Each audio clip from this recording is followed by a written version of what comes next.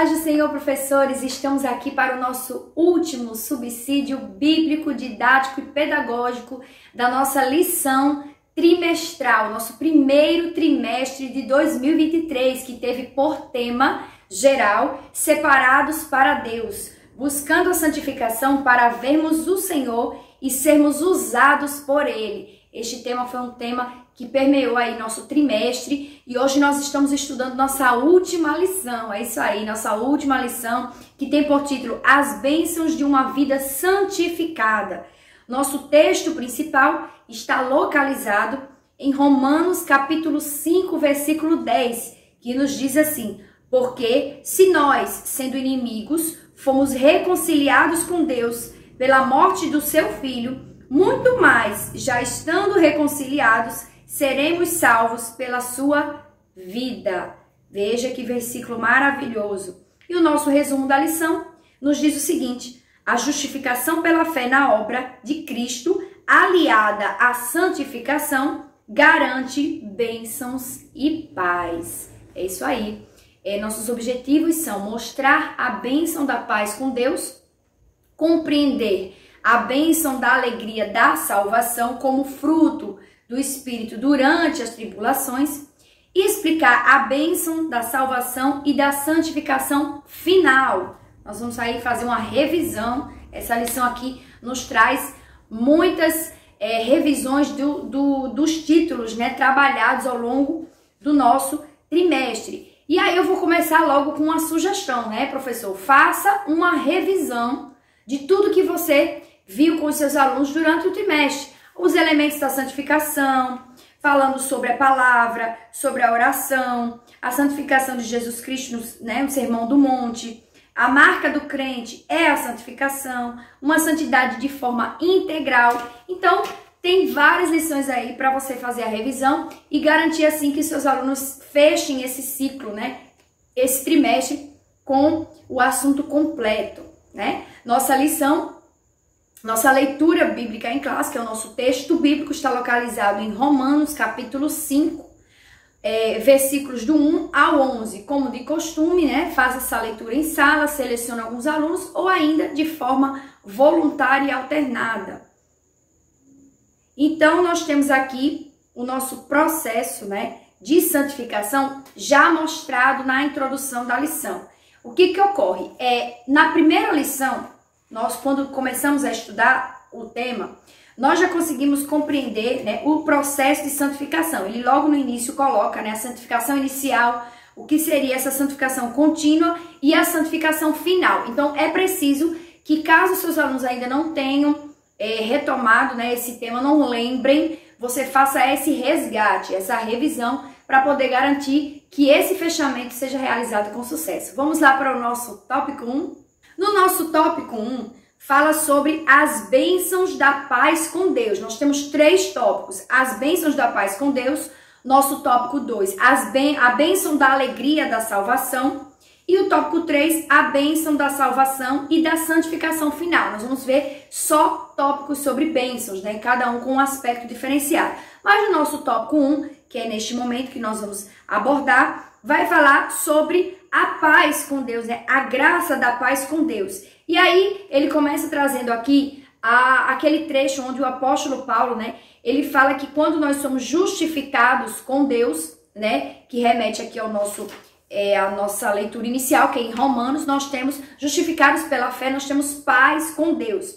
Nós temos um versículo, né, para deixar destacado aqui para os professores nesse primeiro tópico. Por quê? Porque vai falar de paz, né? E a paz, ela é necessária para o cristão viver durante esse período de tribulações, o período difícil, porque quando nós recebemos a salvação, nós somos justificados, né, pela fé. E aí é também outro tópico importante que o professor apresenta para os seus alunos, que é a doutrina da justificação, né, explicar isso caso o aluno não saiba ainda de forma mais profunda. É importante que o professor relembre isso, porque nós já mencionamos em lições anteriores. E também é importante que ele fale que após essa justificação, nós temos um processo de santificação inicial e nós garantimos essa paz com Deus. Porque fomos religados ao Criador, o Todo-Poderoso. Então, nesse primeiro tópico, ele vai falar sobre essas bênçãos, né? Primeiro, a paz. Depois, no subtópico 2, ele vai falar sobre o acesso constante a essa graça que nos foi revelada, que nos foi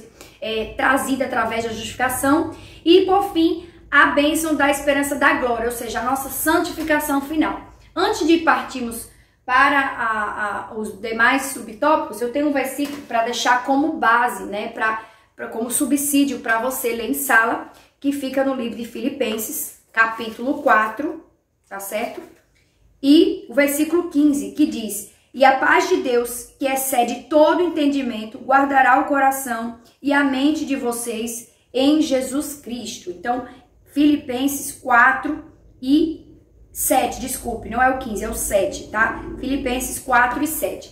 Vejam só, Paulo fala de paz, né? Ele fala que nós, quando somos justificados pela fé, lá em Romanos 5, capítulo 1, ele diz que nós temos paz com Deus.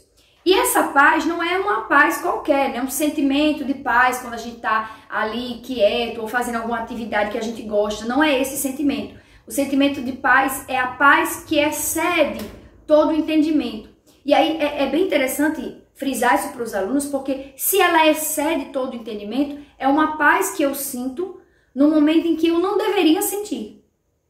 Eu, como ser humano, não teria condições de sentir essa paz, porque ela excede o meu entendimento. O meu entendimento não alcança o nível dessa paz, mas é exatamente essa paz que o apóstolo Paulo está discorrendo aqui nesse trecho e falando exatamente que quando Cristo veio e fez, né, o sacrifício vicário na cruz, ele nos justificou, né? E nós somos justificados pela fé, temos paz com Deus. E que paz é essa? É uma paz que excede todo entendimento. Então, o cristão, por mais tribulações que ele passe, ele tem uma paz dentro dele. E essa paz é uma paz que excede, ela ultrapassa qualquer circunstância humana. É bom deixar claro isso para os seus alunos.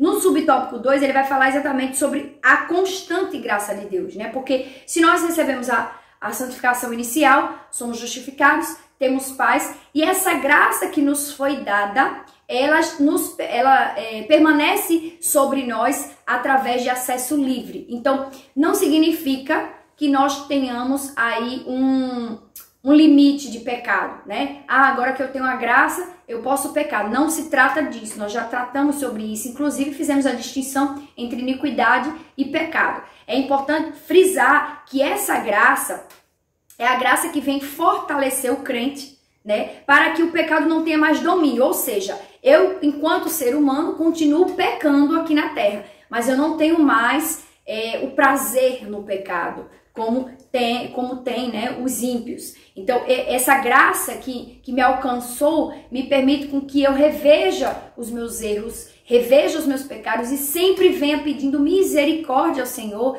para que Ele continue me aperfeiçoando. Então, é interessante destacar, né, o processo da paz, o processo da graça e, por fim, aqui no subtópico 3, ele vai falar sobre a esperança da glória de Deus. E o que seria isso? Seria o processo de santificação final, que nós ainda, no corpo terreno, não alcançamos. Por quê? Porque nós temos o DNA do pecado dentro de nós. Todos nós, mesmo que não queiramos, nós pecamos todos os dias, por ações, por palavras, por pensamentos, por obras. Então, sempre estamos pecando. Mas a partir do momento em que nós temos a esperança da glória, é aquilo que o apóstolo Paulo fala, que quando o nosso corpo corruptível se revestir da incorruptibilidade. Então é essa esperança que nós temos, que um dia nós seremos santos de forma integral. O pecado não terá mais lugar em nossas vidas, porque nós seremos transformados. Aleluia! Então fale isso para o seu aluno. Essa santificação final deve ser motivo da nossa perseverança aqui, nesse mundo terreno, buscando ao Senhor, para que nós venhamos crescer em Cristo. É muito importante deixar frisado isso no tópico 1.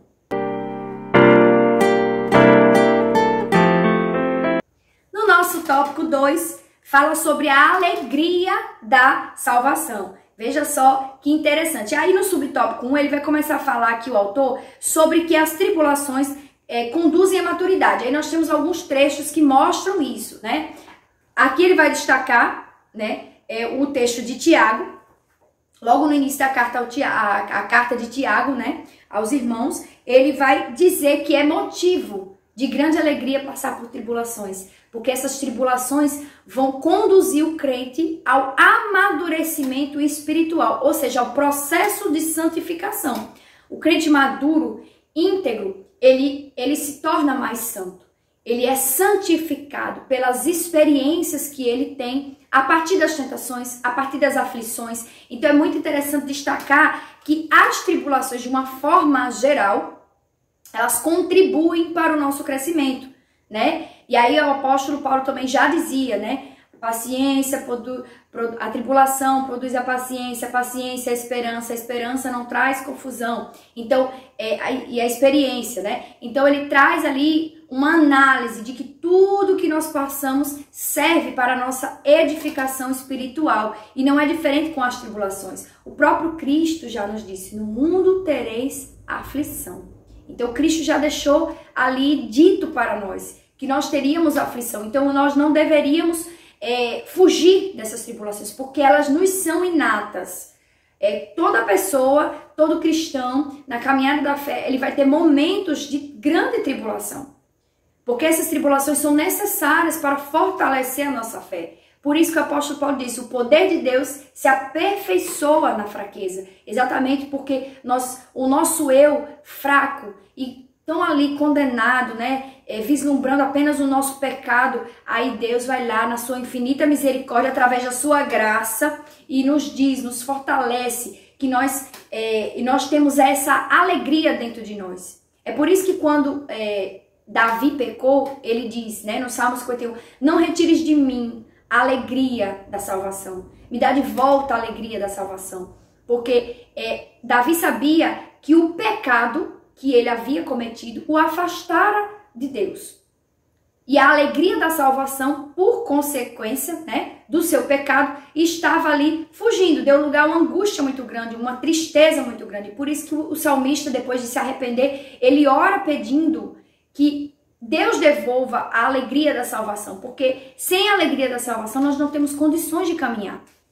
Nós precisamos sentir, né, a alegria. E mesmo enfrentando essa tribulação, nós temos certeza, né, de que o amor de Deus existe por nós. Porque assim como ele perdoou Davi dos seus pecados, enviou o profeta, assim como ele perdoou tantos outros, né, alguns reis que fizeram o que era mal aos olhos do Senhor e se arrependeram, e dentre tantas outras pessoas, como o próprio apóstolo Paulo, que também era um pecador, Deus, ele prova o seu amor para conosco. Ele prova. E a maior prova de amor, nós sabemos, né, que foi o sacrifício vicário na cruz de Cristo, mas ele precisa enfrentar as tribulações, elas são ruins, né, algo que machuca, que nos faz chorar, que nos faz querer, às vezes, desistir da caminhada, mas isso é uma prova do amor de Deus por nós. Porque Deus, ele prova o seu amor para conosco. E aqui no texto, né, o apóstolo Paulo, ele relaciona várias coisas que acontecem, inclusive ele fala, né, posso todas as coisas naquele que me fortalece. Quando ele diz posso todas as coisas, nos versículos anteriores ele diz, posso passar fome, sede, abundância, alegria, tristeza. Ele diz, olha, posso passar tudo isso. Eu posso todas as coisas naquele que me fortalece. Então, quando ele fala isso, ele não dá essa sensação de poder. Ah, eu posso todas as coisas. Não, eu posso passar por tudo isso naquele que vai me fortalecer, naquele que vai trazer uma lição disso tudo. Então, eu vou sair fortalecido das tribulações. E aqui no subtópico 2, né, fala sobre o amor de Deus provado. E aí o amor de Deus provado nós já sabemos que se trata exatamente da cruz de Cristo, né? O apóstolo Paulo afirma aqui, até traz um exemplo ao nosso autor, e diz que, olha, se eu morrer por alguém justo, tá dentro do padrão, né? Porque eu vou morrer por alguém que merece que eu morra por ele, alguém que eu ame, ou alguém que fez o bem por mim. Mas e Cristo, que morreu por nós, indignos, pecadores, dignos da morte eterna? Cristo, ele abriu mão do seu reino, ele desceu à terra, né, veio como homem para sofrer as nossas dores, as nossas angústias, as nossas tribulações. Cristo só não experimentou o pecado, mas todas as dores, sofreu traição, angústia, perseguição. Então, Cristo, ele passou tudo aquilo que nós passamos. Então, ele veio e fez o maior sacrifício, que foi a prova de seu amor, né? E por essa tão grande demonstração, sendo nós ainda pecadores. Então, nós somos e fomos pecadores, mas Cristo, mesmo compreendendo isso, ele nos deu vida.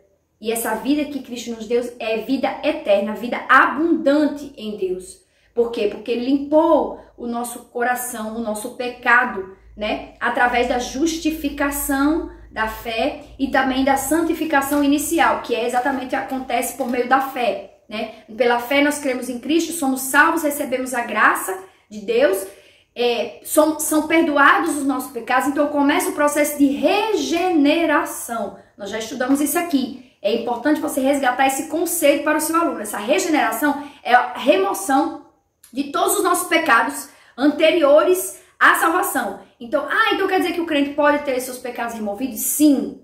Sim, se ele vive uma vida de pecado antes de conhecer a Cristo, quando ele aceita Cristo, ele é uma nova criatura. Tudo aquilo que ele cometeu é lançado no mar de esquecimento, tá certo? Então, o crente passa a ter uma vida eterna com Deus. E aí ele precisa entrar no processo de santificação contínua e progressiva, que é o que nós estudamos durante todo trimestre, né?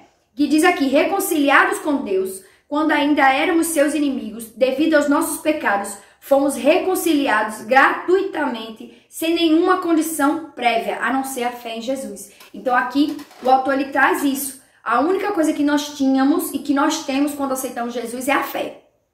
A fé, ela tá ali para nos fazer compreender o sacrifício vicário de Cristo.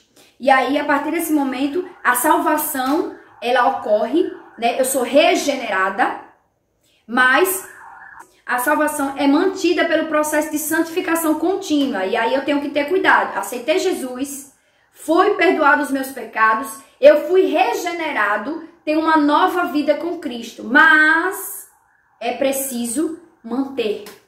É preciso manter esse processo de santificação, porque senão eu não chego aos céus. Eu não posso só receber a salvação e ficar ali, porque certamente eu vou pecar em mais algum momento. Mas quando nós buscamos, né, a santificação através da manutenção, e aí nós já vimos as diversas formas de santificação do jovem, né, observando a palavra, através da busca, da oração, da intimidade, nós já vimos aqui vários processos, né? A gente entende que a salvação ela deve ser mantida, né? Aqui diz o seguinte, a garantia da salvação presente e da comunhão com Deus proporcionam ao apóstolo a convicção, pouco antes de sua morte, de ter combatido um bom combate e guardado a fé. Então ele tinha convicção de que ele tinha ali durante aquele processo, aquele período de tempo que o apóstolo Paulo viveu após a sua salvação, ele tinha convicção de que existia algo além disso. Então eu não estou aqui na terra só por estar, eu estou aqui, a partir do momento que aceitei Jesus, foram perdoados os meus pecados e agora eu tenho uma vida nova com Deus e eu preciso zelar por essa vida. E a partir do encerramento dessa vida, eu vou desfrutar da alegria eterna com Cristo. Então é bem interessante mostrar isso. E aí no subtópico 2, ele vai dizer que tudo isso só é possível a partir do momento em que é provado, né, esse amor pela morte vicária de Cristo, né? Morte vicária de Cristo. É muito interessante observar isso. Então não deixe de colocar esse como ponto essencial do tópico 2. Agora o nosso momento EBD. Caro professor, você já convidou os seus alunos, ex-alunos e futuros alunos a participarem do segundo trimestre de 2023? Ainda não? Ainda dá tempo. Convide os seus alunos, convide os demais jovens para participar do nosso segundo trimestre da EBD de 2023. A lição está maravilhosa. Nós temos muito que aprender da obra do Senhor, daquilo que Deus tem para nós nas nossas vidas. Então é muito importante você fazer esse convite. Peça a oportunidade ao seu dirigente, use 5 minutinhos, faça aquele convite, traga a lição, mostre o tema. É muito importante porque isso vai atrair novos alunos e aqueles que ainda estão fraquinhos, que ainda não estão, ainda como alunos assíduos, eles podem fortalecer essa frequência. Então, não deixe de fazer o Momento EBD na sua congregação.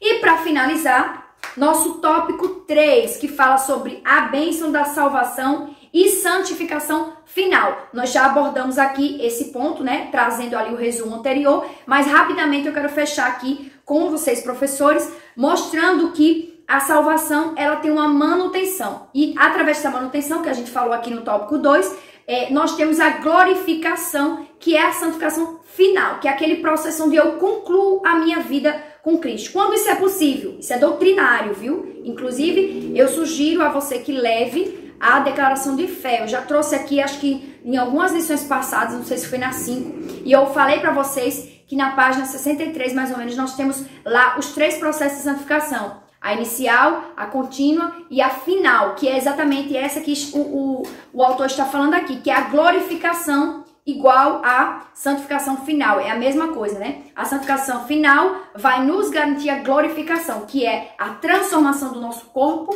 corruptível em corpo incorruptível, onde o pecado não terá mais acesso ao meu coração, onde eu não terei mais desejo de pecar, onde eu serei completamente santo. E quando é que isso ocorre? Isso ocorre quando nós tivermos a vida eterna com Deus. Para chegar lá, veja que interessante, é preciso andar no caminho da santificação, no presente, sem a qual ninguém verá o Senhor. Então lembre-se, para garantir a santificação final, que é o processo de ser santo, a glorificação, a coroa, eu preciso buscar hoje esse processo.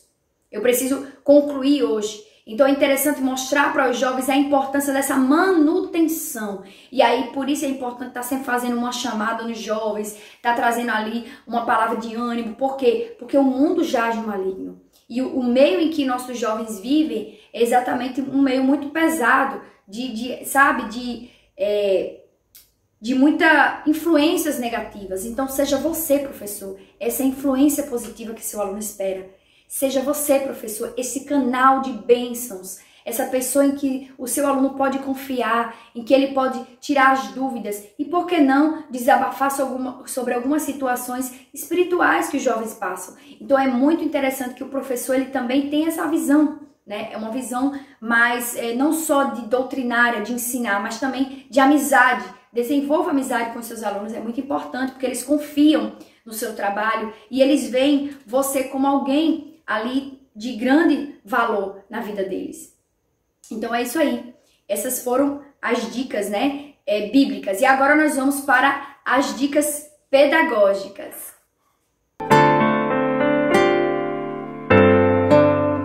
Para nossas dicas pedagógicas, nós temos aqui as 2 dicas, né? A primeira dica é na página 91, que é esse quadro aqui, tá certo? Que ele vai falar exatamente da santificação inicial, progressiva e perfeita, que foi tudo que nós trabalhamos ao longo do trimestre. Só que aqui tá bem resumido. Aqui tá em forma de tópicos, em forma que eles podem verificar, comparar, olhar. Então é bem interessante você reproduzir isso aqui no quadro, ou ainda tira uma foto, coloca lá no grupo, ou xeroca. De alguma forma, leve isso para os seus alunos. Nós temos aqui também a sugestão local, né? A dinâmica local. E aqui eu sugeriria, né, fazer uma dinâmica de rememoração, de relembrar o que nós já estudamos. Como é que seria isso? O nome da dinâmica é o que você aprendeu neste trimestre. O professor selecionaria 3 voluntários, tá? O professor pode escolher, o aluno pode se identificar, quem queira, né? 3 voluntários para não tomar muito tempo. E esses alunos, eles se posicionariam diante da turma e falariam 3 aspectos que causaram impacto na vida deles através da lição ministrada durante todo o trimestre. O que é que ficou? Qual foi a mensagem ali que ficou no coração daquele jovem? Então, a partir desse momento que o jovem ele consegue sintetizar toda a lição em 3 palavras, ele está dizendo que algo ficou no coração dele, algo ficou. Então, o professor vai pedir, claro, que se tiver mais alunos, né, digamos, 5 alunos se ofereceram, não tem problema. Agora, desde que você reserve esse tempinho no final, tá? Porque como é a última aula, é importante fazer uma aula mais dinâmica, uma aula mais divertida, às vezes um sorteio, não sei se é o caso. Mas é importante que o professor ele faça esse dinamismo, porque vai exatamente atrair os jovens para continuar para a próxima lição, porque se encerrou apenas um ciclo do ano. Nós temos 4 ciclos, né? Que são os trimestres, primeiro, segundo, terceiro e quarto trimestre. Então é importante que cada um seja fechado com sucesso, fechado de forma mais assim redondinha, né? Para ficar bem organizado. E por fim, nós temos a dinâmica trimestral. A nossa dinâmica trimestral esse ano foi uma dinâmica bem, podemos dizer assim, ela trabalhou com diversos gêneros, né? Você podia incentivar os alunos a fazer uma postagem sobre santificação. Você já influenciou algum amigo seu a se santificar hoje? O que você tem feito para se santificar? Então, todas essas postagens, essa produção desses materiais de incentivo à santificação, ao conceito de santificação, foram trabalhadas ao longo do trimestre. Então, se você tiver resultados disso, a hora de trazer é nesse último domingo. Porque nesse domingo os alunos vão dizer, olha, eu consegui fazer tantas postagens, eu consegui atingir tantas curtidas, tantos compartilhamentos. Ah, eu fiz aqui no meu caderninho. Não, eu fiz na cartolina. Então, cada congregação trabalha de uma forma diferente. Você com seus alunos conhece a sua turma, você sabe de que forma eles se dão melhor com esse trabalho. Então, é muito importante que isso seja realizado. Então, essas foram as nossas dicas didáticas, bíblicas e doutrinárias do nosso estudo para professores. Nós, em breve, estaremos iniciando um novo trimestre e eu desejo que Deus abençoe a sua vida, que Deus abençoe o seu ministério e uma ótima aula no domingo. Ah, e não esqueça, curta, compartilha e se inscreva em nosso canal e ative as notificações. Que Deus abençoe a sua vida.